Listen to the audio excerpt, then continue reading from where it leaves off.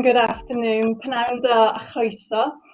Thank you for joining us for today's Nesta Talks 2 event. Nesta is the UK's innovation is to use our unique combined skill set to create innovative solutions to address some of the biggest challenges that we face today.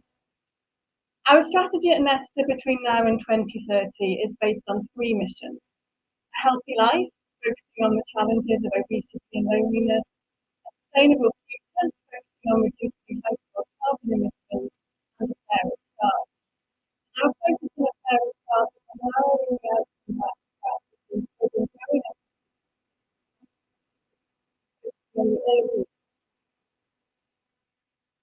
Let's get started our conversation with our series with the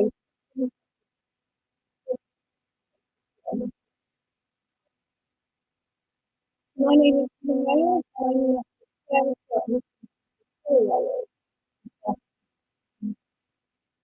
I am really thinking about Graham Donaldson. How we build an education system that empowers young people about not to. I will also really thinking about humanity. I know we're doing like people from Wales, Scotland, England, and much further afield. On the list of got Argentina, Australia, Netherlands, and people from the continent. So the thing to make this much of a conversation. So please do join the conversation in the comments box on the right-hand side of the screen. Share your thoughts and ask your questions throughout the event. Closed captions can also be accessed via the LinkedIn live stream. So Professor Graham Donaldson, our guest today, has spent over 40 years in education and has worked in schools, universities, local and central government. He is no stranger to change and innovation in education. A qualified teacher of history and social science, he taught and occupied senior positions in Scotland, including leading the Inspectorate of Education and playing an influential role in the development of the Curriculum for Excellence, particularly in relation to teacher education with the report Teaching Scotland's Future. In 2015, his report Successful Futures, the review of the curriculum and assessment arrangements, was published in Wales, paving the way for major curriculum and education reform here. He works as an international expert for the OECD, advises governments and NGOs, and is a professor in the Robert Owen Centre for Educational Change at the University of Glasgow. So welcome, Professor Donaldson. Hi. Hello. Great. Yeah, thanks for joining us. So we thought the best place to start would be with what's going on here in Wales. It's 7 years since Successful Futures was published. In September, we're seeing the first rollout of the new curriculum for Wales. Where are we really, and how did we get here? Let's set the scene. Okay, well, to provide the context for what's happening in Wales, going a little bit further back. I mean, you mentioned kindly my very lengthy service in education over 40 plus years, and it's interesting over that period, if I reflect on it, the kind of waves that have taken place in terms of how we've thought about the curriculum, how we've thought about the nature of the relationship between what happens in schools and what happens in the policy process. So when I first started, it was very much a free-for-all. As a teacher, on my first day in school, I was just told to get on with it, and I had huge freedom in a secondary school at that time. We then moved into a phase from the mid-1970s onwards where there was concern about the secret garden, that in a sense politicians lost faith in the teaching profession as being the driver of economic development in the country, particularly. And that led to the national curriculum and all that followed throughout the 80s and 90s. We then moved into a period where new public sector management, focus on effectiveness, focus on outcomes was very much in the vogue in terms of thinking about educational change. But more recently, and that, since about 2010 onwards. A major debate has been taking place internationally about why do kids go to school? What are schools for? What should be the relationship between the nature of the curriculum and the broader policy context within which education is formed? So back in 2014, I got a conversation, a phone call from the Welsh government that asked me to come and have a chat with them about what they perceive to be an increasing set of issues around their national curriculum and assessment arrangements. The pressures on the core were building, and they were trying to reconcile increasing pressures with a fairly tightly defined national curriculum. So I agreed to undertake a radical review. It wasn't a kind of tinkering review. If the agreement with ministers was it would be as radical as it needed to be based on what I found. And out of that came the report, Successful Futures. And what I found in Wales during the preparation for that report, and I toured Wales, north, south, east, and west, and visited many schools, talked to hundreds, if not thousands, of children and teachers. And what was very clear was that there was a loss of confidence in the teaching profession in Wales. They were almost apologetic about what they were doing for the young people, feeling it wasn't really what they wanted to do, but it's what they had to do. And I asked a very open-ended question. I said, well, take away all the pressures on you and answer me this question. Wouldn't it be great if? Now, what would that be? And out of that grew Successful Futures, of course, also taking account of research evidence and international practice. But out of that grew Successful Futures, which made 67 recommendations, and following consultation, they were accepted in full. But drawing on my experience, having been asked to undertake the review, about half of the recommendations related to curriculum assessment, and the other half related to professional learning, to leadership, to accountability. In other words, if you're going to change the curriculum, you have to set the context for that in terms of the implications for all of those other things, that ecosystem that is the education system. And that's partly based on my experience in Scotland, because I think in Scotland, which was right in the vanguard of thinking differently about the curriculum, from the early part of this century. But I think in Scotland, we made too many assumptions that the rest of the system could just do it and didn't invest enough in developing our teachers, invest enough in thinking about the relationship between accountability and what actually happens in school. So that was a lead up to Successful Futures and the reform program, which has been underway now for the last 5 years, leading to the intention to have implementation from next session in primaries, is where we are now. Well, thanks. In a nutshell, thanks for that run through, Graham. I think there's so much in there that I think we're going to pick up through the course of this conversation. I think one thing that's really important to drive home is I often find that when we talk about curriculum reform in Wales, people who aren't in the thick of it just don't get what we're talking about in terms of they think we're tweaking a syllabus. They don't appreciate the magnitude of the reform process that's going on. And what we're actually talking about is whole-scale system change. And I guess the stage we're at now is that shift from vision and thinking into the real implementation, with all those players and stakeholders going on that journey and about to make this real. What are the big challenges in your experience from moving into that implementation stage? And are there particular things that we need to be wary of? Yeah, given the scale of the reform in Wales, and the fact that the Welsh government have placed huge faith in the teaching profession in Wales.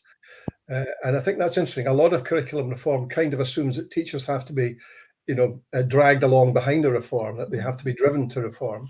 What has happened in Wales is that the teaching profession and the wider community, but particularly the teaching profession, has been right at the centre of shaping this new curriculum, and now trying to make it a reality in our schools. So one of the challenges, undoubtedly, in any reform is legacy, is what's the default position. And when you add to that the experience of the last couple of years with the pandemic, one of the big questions I had in my head was, given everything that had happened over the 2 years, given all the pressures that have been on teachers and young people and their parents, would Wales still be up for reform? Or would they say, well, that would have been nice, but just let's get back to the familiar, and let's do what we know we can do, or think we can do. The surprising thing was that doesn't seem to have been the case. The new minister in Wales, Jeremy Miles, has gone on record as saying, as a new minister, he quite rightly would ask lots of questions about what he was inheriting, and I think he was surprised probably at the extent to which there was a desire to continue. So that the biggest single issue, if you like, in radical reform is actually to sustain it, and to see it as a long-term endeavour, not something that happens as a one-off, and therefore keeping refreshing why you're doing it, keeping talking about why the reform matters, what it is we're trying to achieve for young people, why this is going to be better for young people, keeping reminding people of that. Because once you get involved in reform, the tendency is for it to become very technical, that we get into the minutiae or the mechanics of the process, and that becomes the purpose, to get the mechanics right. But we need constantly to remember why we're doing it in the first place. And that's the biggest single challenge, I think, is not to lose the narrative, not to lose the sense of purpose that led to the original reform, especially where you have quite an elongated period during which the reforms are being prepared and then put into practice. From the publication of Successful Futures in 2015 to secondaries, young people in secondaries moving into qualifications will have a decade in which that process has taken place. Sustaining belief in the reform and the willingness, and not to lose the original purpose, is the biggest single challenge, I think, in the reform process. Add to that the implications for the teaching profession in terms of professional learning, and that's not training. That's not saying, here are some new things we expect you to do, we're going to train you to do them. That's saying, because the reform is giving more agency to the teaching profession, the professional learning is about capacity building. It's about helping teachers to understand the nature of the reform. It's about ensuring that the professional learning process doesn't become simply an instrumental training process, that retains that capacity building. And the other element, critical element, is accountability. I think I'd really like to touch on all those things: professional learning, the vision behind it, and accountability. But perhaps if we start with the professional learning side, because I think one thing that's really striking is how trust in teachers is really at the heart of reform. You might say it's a reimagining of the role of the teacher, or actually the reinstating of the role of the teacher from a curriculum deliverer to a curriculum developer. But with that trust comes responsibility, comes actually perhaps anxiety as well, and whether or not people feel prepared to deliver what you may say is a new role for them as teachers.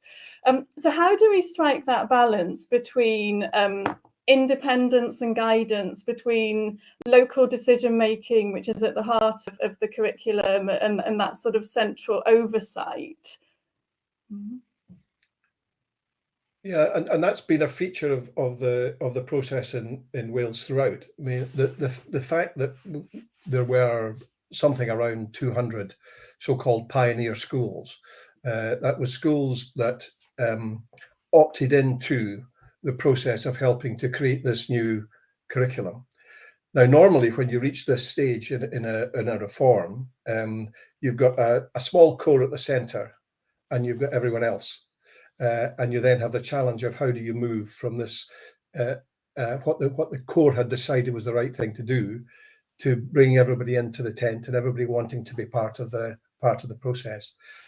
In Wales, you've got 200 pioneer schools across the country. So wherever you are in Wales, you're not too far away from a school that actually has been involved in shaping this curriculum. So that's a head start in terms of the whole process of trying to engage people in the process. There also has had to be a kind of self-denying ordinance by the Welsh government, because the legislation that has gone through deliberately pulls back from very tight specification, very tight instructions to schools about what the school curriculum should be, and that was I know that was a very key set of discussions which took place. Is how much do you put in statute? Because once something's in statute, it's very hard to change. You become locked into the point in time. And one of the things that I was certainly keen on was that this new curriculum for Wales shouldn't be the 2018 curriculum. So that in 2025 or 2030, you're still referring back to the 2018 curriculum because it's tightly defined in statute.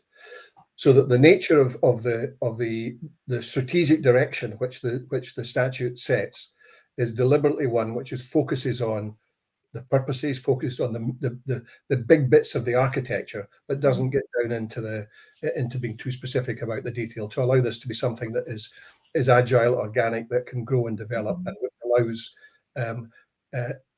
individual communities, individual schools, that the curriculum to strike that balance between not having an atomistic education system where every school's different from each other. So there's enough commonality coming through the strategic framework, but huge scope for schools to then interpret and define that in ways that are in the best interests of their children and young people. And that's what Wales has been trying to do. We're not at a stage where we know how well that's actually worked. This is work in progress. I'm not naive enough to believe that, throughout every school in Wales, every teacher is just thirsting to get on with this new curriculum. So there's a big job to be done in terms of continuing to inspire, creating a critical mass, but in professional learning terms, being sure that the networks are there, that the sources of support and help. So as I said earlier, it's not a training process, but it's one where teachers can help teachers both inside a school and across schools, that the consortia in Wales can play a critical role in terms of facilitating this and helping to build the capacity in the system. So we're at that point in Wales where that process is underway. They've got a national approach to professional learning which has been developed. It's now in progress. It's stuttered because of the pandemic. That's inevitable. We're coming out of that now and trying to re-engage and re-energize the process.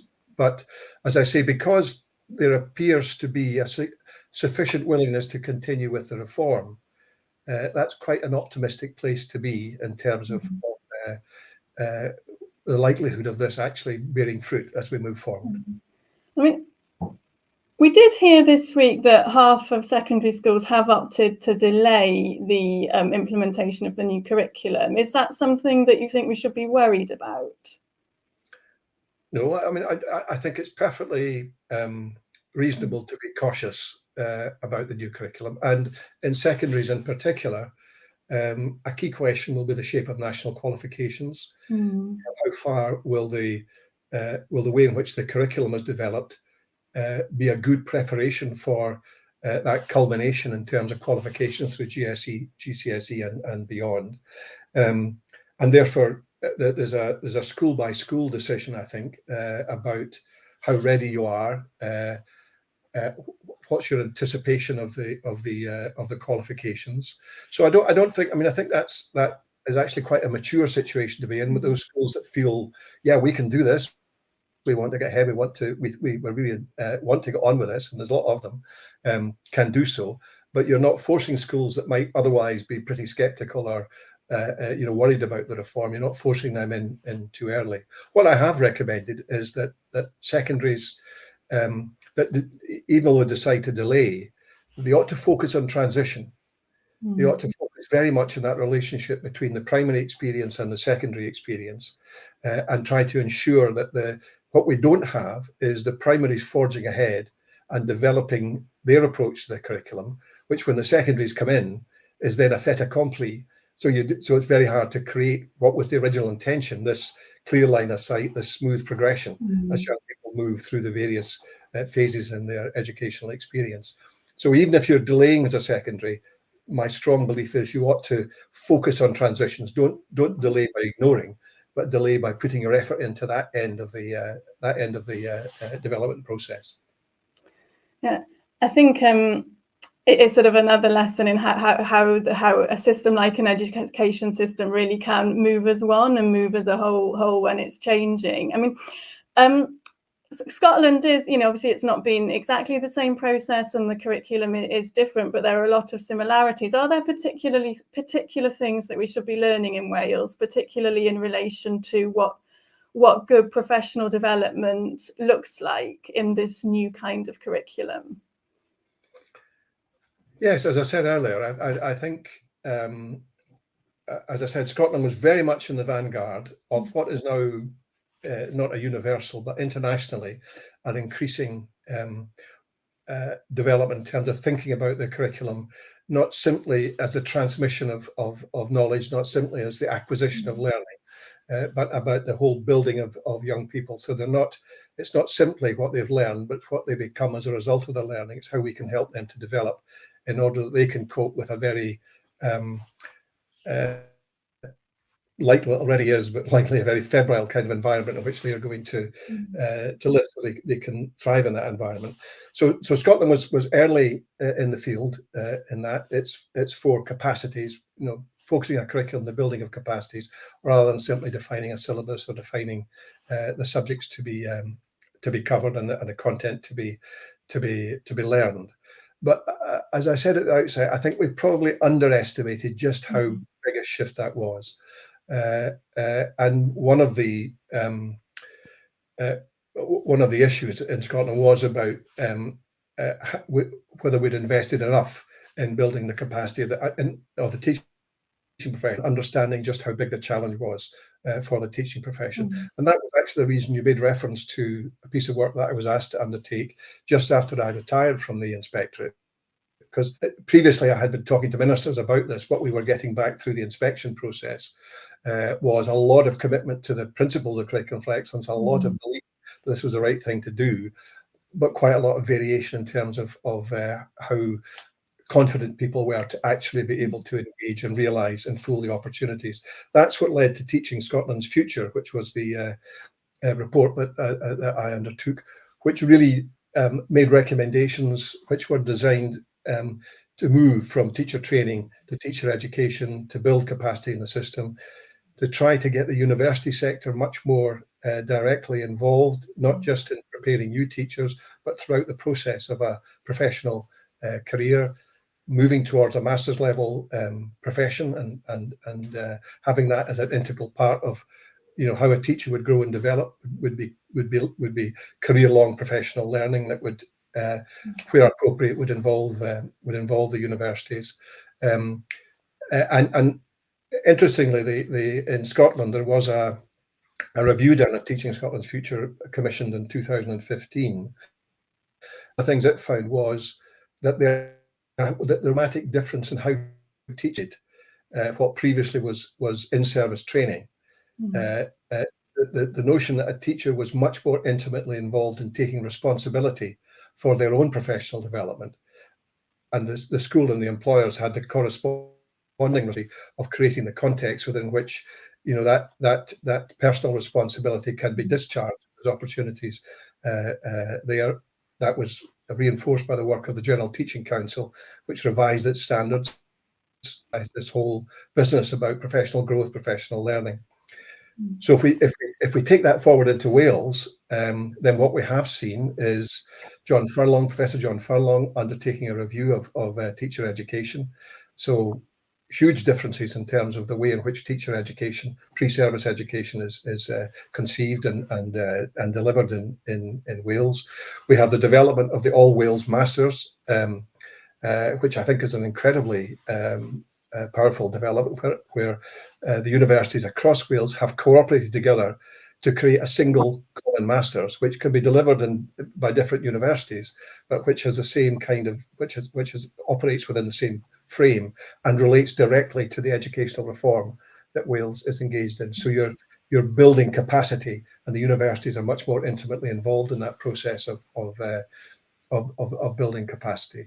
So I think the big lesson from Scotland is about invest in building the capacity of the profession.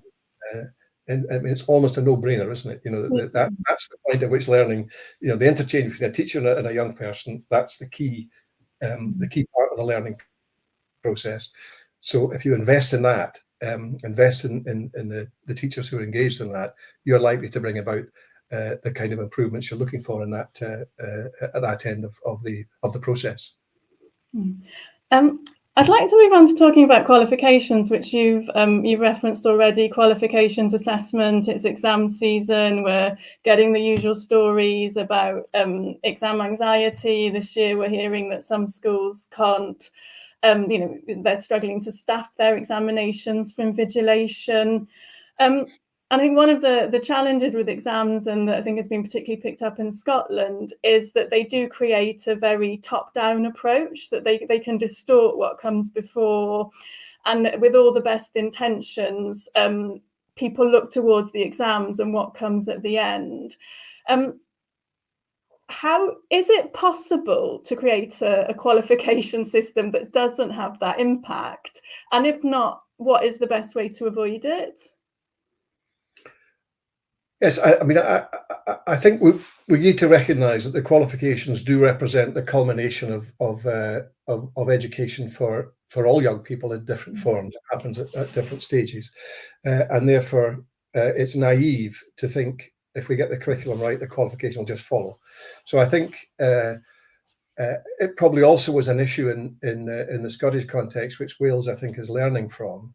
And that was we had in Scotland a kind of because we were so concerned that qualifications were driving secondary education right from the start. When a young person enters a secondary school, they had that very powerful backwash effect from qualifications. With the best of intentions, we then said, well, let's develop something, and then think about qualifications. Let them grow out of the curriculum, rather than the other way around, that the curriculum has to serve the qualification. Let's see if we can do that. I think now on reflection, the reality is we need a much more iterative process, that in fact the two needed to be developed much more hand in hand when we came towards secondary education. And in Scotland just now, Professor Louise Hayward is leading a reform, which is asking those very specific questions about just what the question you've just asked is the question which Louise in Scotland and her group, I'm actually working with her on that, is designed to help answer. But in the Welsh context, Qualifications Wales has already been involved in the process of consulting, of talking to colleagues about, can we square this circle? Can we develop a qualifications process which is true to our curriculum purposes, but also serves the fact that qualifications are the tickets that young people need in order to move into the next stage in their life. If they want to go to university, if they want a particular job, if they want to be involved in a business, whatever. So qualifications have got to be Janus-like. They've got to look in two directions, and that's the process that is currently underway in Wales, and which Scotland now I think is re-engaging with the catalyst of the pandemic, which has, I think, led us all to realise that the qualifications process, what we saw in the UK in relation to qualifications, and Gordon Stobart has written a very good report on this, is that the UK was less resilient than most other countries because we were too dependent on examinations. It all depended on examinations. As soon as you can't do that, you're then in difficulty. Many other systems have a much closer relationship between what the teachers are developing in relation to their understanding of young people's achievements and external ways of recognizing those achievements that are not simply dependent on sitting down for a couple of hours or 3 hours with a pen and paper. So our system, which is actually relatively unusual, UK-wide, I mean, relatively unusual internationally, has proved has lacked resilience in the face of the pandemic. And I think where we are now is to say, can we produce a way of recognizing young people's achievements more broadly than you can simply do through an examination? That's not to say examinations don't matter or they shouldn't have examinations, but they're a mode of assessment.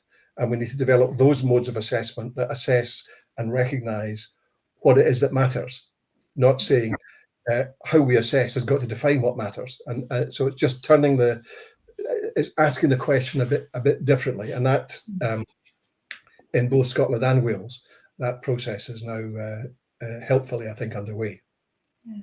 I think there's quite a lot that we've learned from the pandemic around qualifications, aren't there? I think not least the fact that actually quite a lot of young people did quite like them, and they sort of missed having that end of school, this is where I am assessment. So I think like sort of the education system, the qualification system, as you say, needs to please so many people and is looking in so many different directions.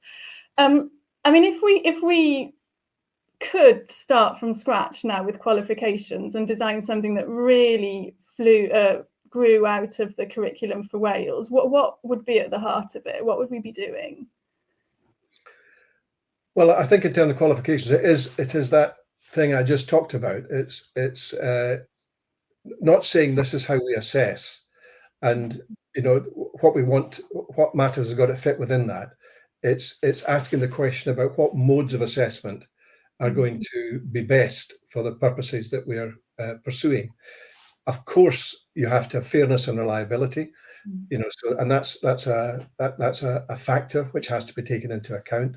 All the systems got to balance validity and reliability, and Gordon Stobart talks about dependability, uses the word dependability, that the qualifications have got to be dependable. They've got to be valid in terms of relating to what matters, but they've got to be reliable in the sense that they are fair to all young people that sit there. When of course our current examination system has built in inequity in terms of the nature of how you've been prepared, the nature of the context within which you're able to prepare for examinations, and there's a personality factor too in terms of sometimes gender related in terms of who responds best to that sit down paper and pencil type examination as opposed to more continuous assessment. So I think what we've learned is how flexible can we be to be true to what matters. I guess the other side of that is if we're trying to develop a learner-driven, a child-centered curriculum, but then we have a learner-driven, child-centered teaching methods, but then we have a one-size-fits-all qualification and assessment system, that's really misaligned with the vision and I guess sort of the rights-based heart of the curriculum that we're trying to put in place. Yes, and I think that's the challenge. Interestingly, if we go back 40 years or 30 odd years, there was a lot of thinking about this back in the 60s and 70s, and the development by examination bodies of what was called Mode 3, and that was where a school-based curriculum could be externally moderated by an examination body. So that was the reliability bit, but the school had a lot more control over the nature of what was being assessed, not necessarily how it was being assessed, but what was being assessed. So there's quite a lot to draw on there, and I think again it's very difficult for us to not to be overwhelmed by the past.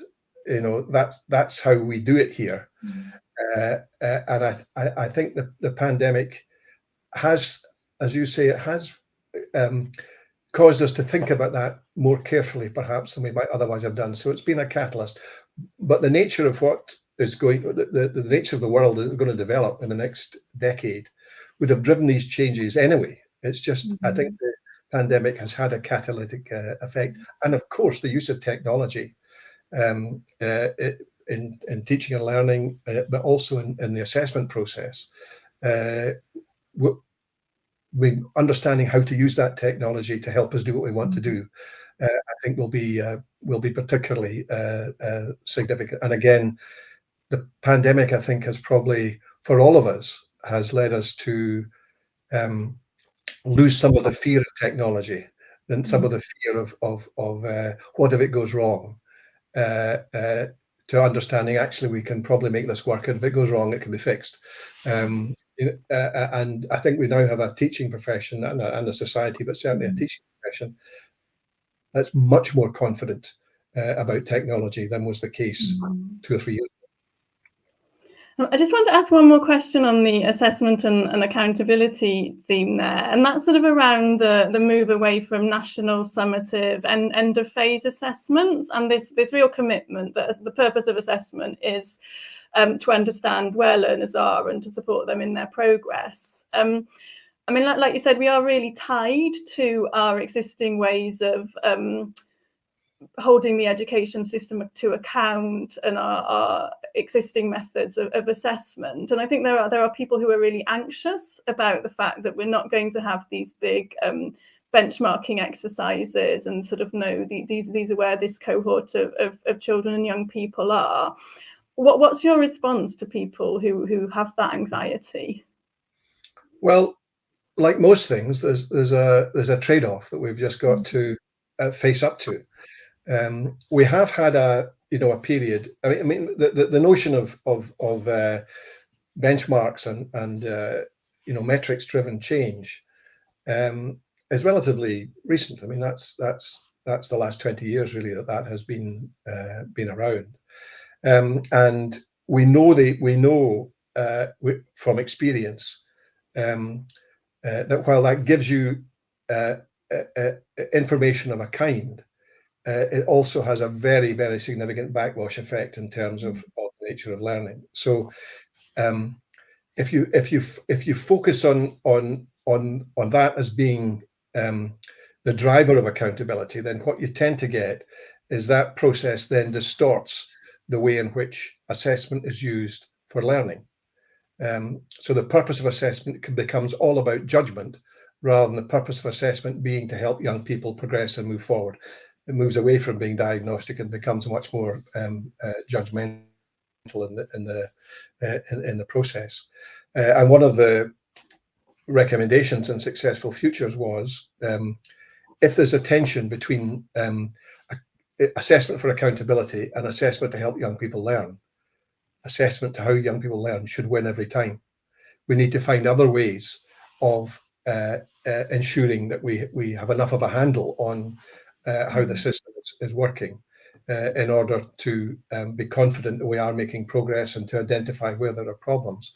But that should not, it's just completely wrong if that then distorts the process and hampers the process of young people's learning. And I think Wales is grappling with this just now and trying to move towards different forms of assessment. For example, at system level, you can do cohort sampling, so you can get a handle on how, whether the system as a whole is moving forward well, without having to test every child, in every school on a very frequent basis. So I think, again, one of our big problems is we tend to polarize everything. So you get summative bad, formative good, or formative good, summative bad. And we do it all the time, as if, knowledge good, skills problematic. We just polarize, we dichotomize things. And the reality is that what we need to do is to think sensibly and rationally about how we draw on all of the experience and knowledge we've got to arrive at a system which is both gives sufficient confidence about the fact that young people are progressing and as they should in their learning, but not in a way that leads to the learning process itself being undermined. And an example of that in Wales, I think, Wales introduced a categorization system for schools, traffic light system, green, orange, red, which was done for good intentions. The intention was as a triage system. So if you were red, that meant you needed lots of support. If you were green, you didn't need as much support. But of course, the backwash effect was that red became a badge of dishonor. So the schools that needed most support were the ones who were trying to hide the fact that they needed the support. So the system of accountability was actually distorting what it was originally intended to do. And we've got all those unintended consequences run through accountability systems. And having been a former head of an inspectorate, I'm acutely aware of the power of an external accountability system to do good or to do harm. And we need to maximize the good and minimize the harm. I think it is that question, isn't it? As soon as we start ranking and grading, we put in, we attach judgment to it, and you use that word sort of judgmental yourself. And I think one of the things that sort of is really interesting about the kind of change and the kind of culture that we're trying to instill is how you create space.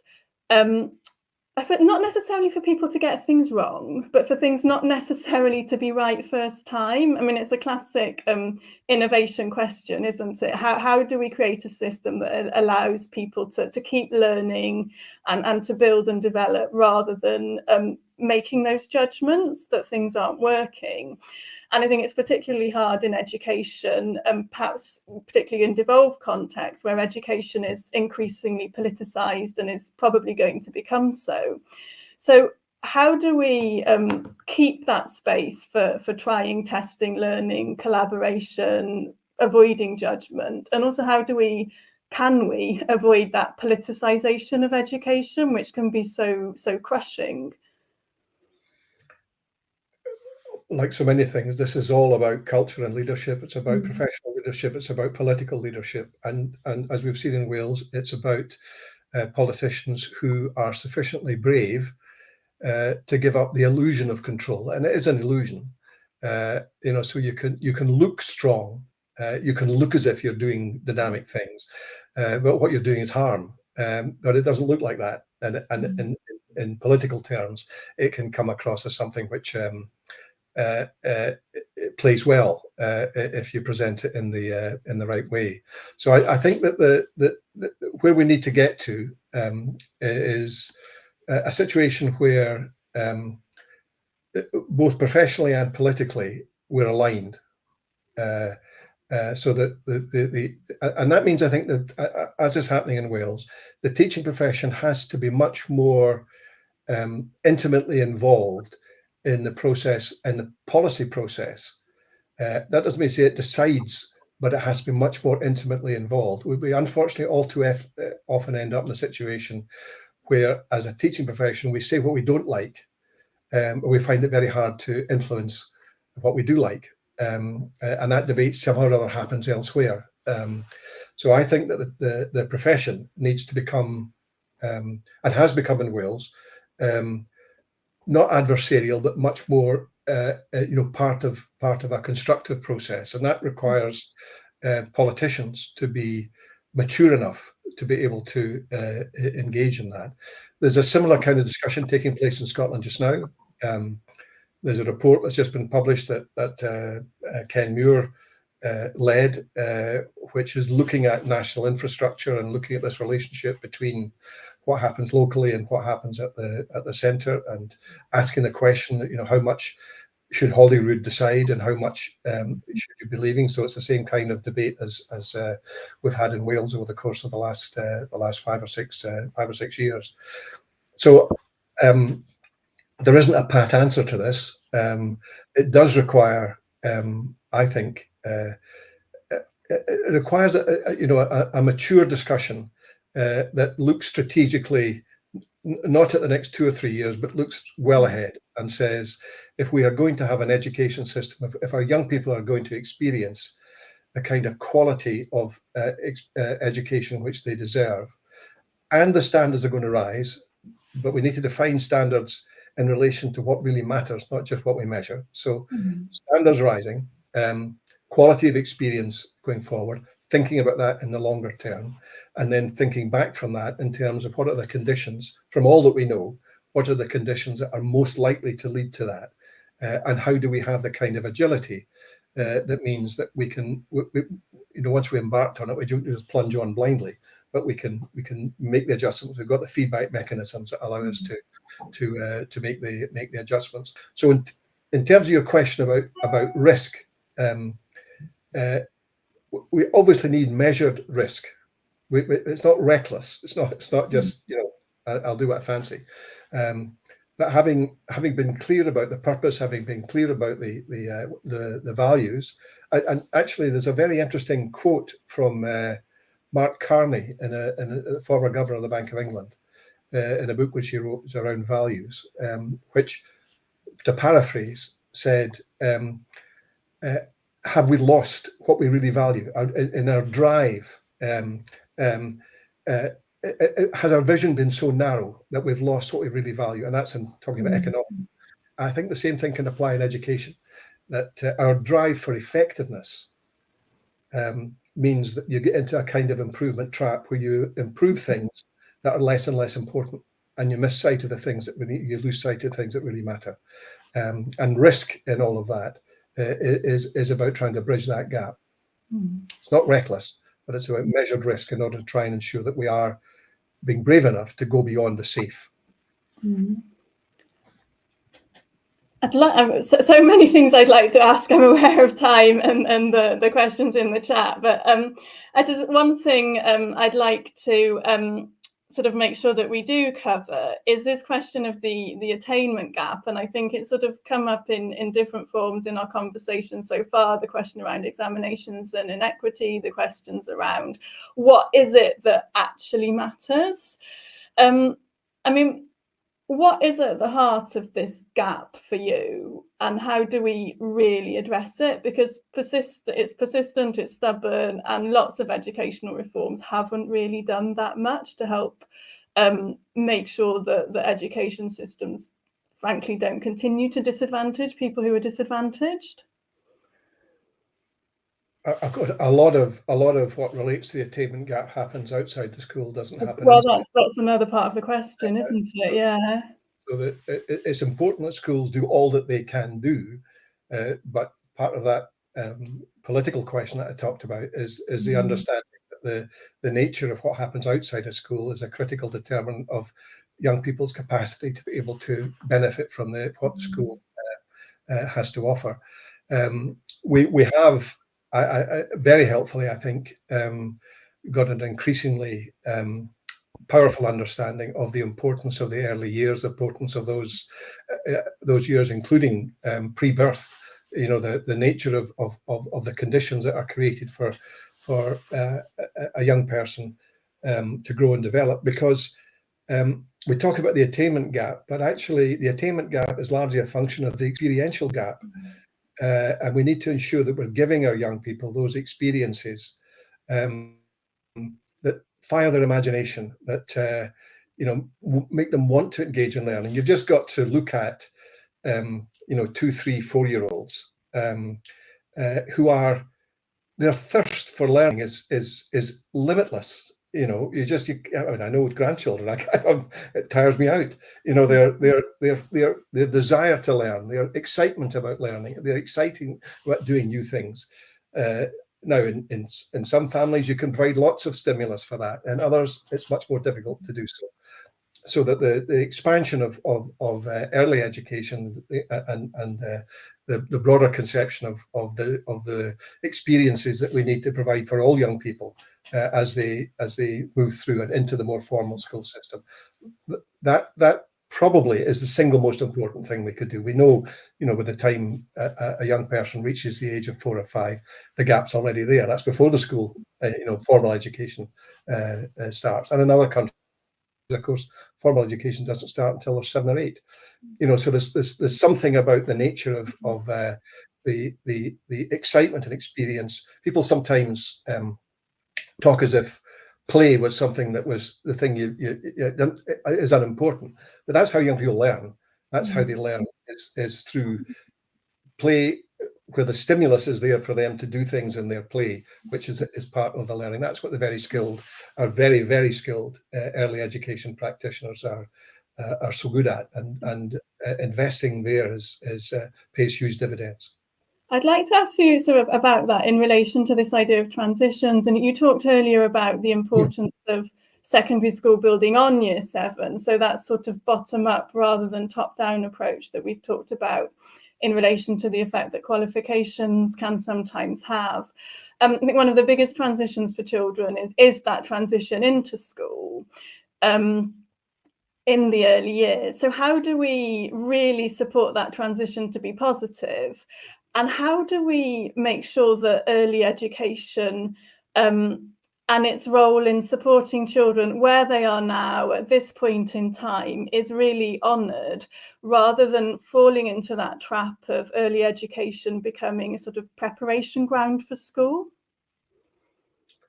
I mean, I think the answer's in your question. I mean, the reality is that it's a wee bit counterintuitive, as a parent.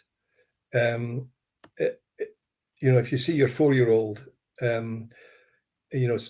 sitting down and writing, being taught to write, you can think, wow, that's great. But we know that early experience, whatever advantage that may or may not have, is gone by the time you get, the reach 7 or 8. So that kind of early assumption that formal education is going to give you give them an advantage just isn't there. As I said earlier, and in Wales, that's what the foundation phase, development of the foundation phase, was intended to do. It was intended to provide that much richer understanding of how you create the stimulus and space for experience for young people, which then blurs into what they experience in school. Unfortunately, one of the things that became evident to me in looking at the when I did my review was that the good intentions of the foundation phase were being eroded by the testing regime, which took place at 7 and 8. So increasingly, schools were telling me we're actually having to move to more formal education because they're going to do the tests, and therefore the foundation phase was gradually, in many cases, was withering. The latter stages of it were withering, and the intention that what we have is something that builds smoothly forward it was being undermined. So I think again, it's consistency of understanding the purpose, and it's learning from the rich experience we now have about what actually makes a difference in terms of young people's learning, and providing bridging that experiential gap seems to me to be absolutely critical. We do that, the gap can follow.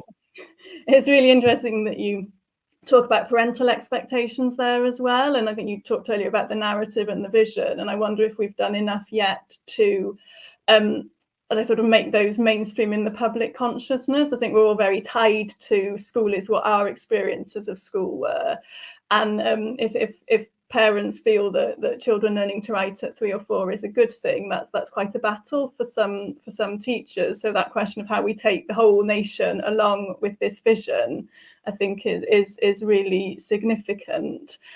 We've had a couple of questions in the chat. Somebody from Raw Eye Studios has asked about the inspection framework. How much scope is there in the current inspection framework to allow schools to develop alternative approaches? And I guess that takes us back to that question of accountability. Like how can accountability also give permission and encourage and not just restrict? Well, again, that's a very pertinent question in relation to Wales. It sounds as if I've been doing nothing but writing reports, but the Welsh Inspectorate invited me to do a review of their inspections in the context of the educational reform in Wales, and I wrote a report for them called A Learning Inspectorate, and that was deliberately had a double edge to it. That obviously inspection is very much about how well are young people learning, but inspection needs to learn. Inspection needs to be about itself, learning as the system develops. So Eston have dropped grades in their evaluation of school, their work with schools. They're now going to provide, because what grades did was to, as a former head of an inspectorate, I was acutely conscious that I had this very powerful resource, these very able people, and they were spending so much time working out which side of a line we're going to make this judgment about whether a school's, excellent or good. And so what? So what at the end of the day? It's much more important that resource is used to capture the school and to help the school move forward. So you've got this external force plus the school working together to try to bring about improvement for young people. If there's a problem, you go into a different mode and you can deal with the schools that are letting children down. But the vast majority of schools, that's not the case. So inspection in Wales is changing very dramatically. Pilot inspections have been taking place in the course of the period since the end of lockdown. And the new framework will begin to operate in the new session. But it's trying to provide reports which are much more of a narrative, much more trying to capture the reality. Recognizing that responsibility for improvement rests with the school. It doesn't rest with inspectors. So inspectors don't automatically know best, but put the two together, put the external and the internal together, you're much more likely to arrive at something which is a balanced view about the way in which that school might move forward. So there's a lot to learn, I think, from the way in which Eston, the inspectorate in Wales, are reimagining what inspection is for in Wales, and that treats the teaching profession not as people to be bullied into getting better, but as co-professionals you work with in order to collectively serve children as well as possible. I think what strikes me as just so interesting is that the model for what teaching and learning is in the classroom and the relationship between teacher and child and how learners learn is one that we're seeking to replicate at all levels of the system, that we understand where we are and we go from there. We work collaboratively, we understand our strengths and weaknesses. It's what we see at the school level, but also what you're advocating for within the inspectorate, so that systemic unity is at the heart of the vision again. We've got 1 minute left, but we did have one question in the chat about international examples, and I just wonder if you could give us one international example that you think Scotland, Wales, England even should be looking to learn from as we move forward. There isn't one. There are lots. I mean, one of the things that I've certainly learned is that you don't look at Finland or Estonia or New Zealand and say, well, we'll just do what they do. There are bits that are happening in different countries. There are insights that you can gain from practice internationally, but you have to be true to your own context. You have to take all of that, absorb it, think about it, and then relate it to the context that you actually work in. So Estonia, which is probably the current poster child in PISA terms, invested very heavily in technology, really seen massive transformation, how they thought about the role of technology in education. Well, there's an important message there, which we need to take. Finland, for a long time, has gone for a master's level profession, invest in your teachers. Well, there's an important message there that we can get it. So there isn't one, but we do need to learn. It's that process of engaging, networking, learning from colleagues across the world, but being true to ourselves, being true to our own context and what's possible in the context and what our aspirations are for our young people as they move forward. And I think there's some quite exciting things happening in Wales and increasingly again in Scotland. So look broadly elsewhere, but understand what it is you're trying to do, and remain focused on that and your own vision as the message. Don't. It's not policy copying. It's learning. You could be stimulated by seeing things that happen elsewhere, but that doesn't mean to say you should copy. It's why generally I'm reluctant to talk about best practice, because best practice is very context specific. Best problems is better than best practice. Thank you. I mean, that's another thing we could have talked about. I think I've got a whole list, and we've maybe got through a third of it. So thank you so much, Graham, for your time. Thank you, everybody, for your comments and questions in the chat. We've really enjoyed talking to you, and I know that this is a debate that's going to keep on going, because, as you say, reform is continuous, and education and the responsiveness of education to what is needed for children and young people in the wider world is something that is always got to be at the forefront of our minds. We'll be sending out a short survey. I think the link has already gone into the chat for you. Just if you could give us some feedback on the event, we'd be very grateful. And as a thank you for filling out the survey, you can enter a prize draw to win a £50 bookshop.org voucher. I can see Carl has posted the link there.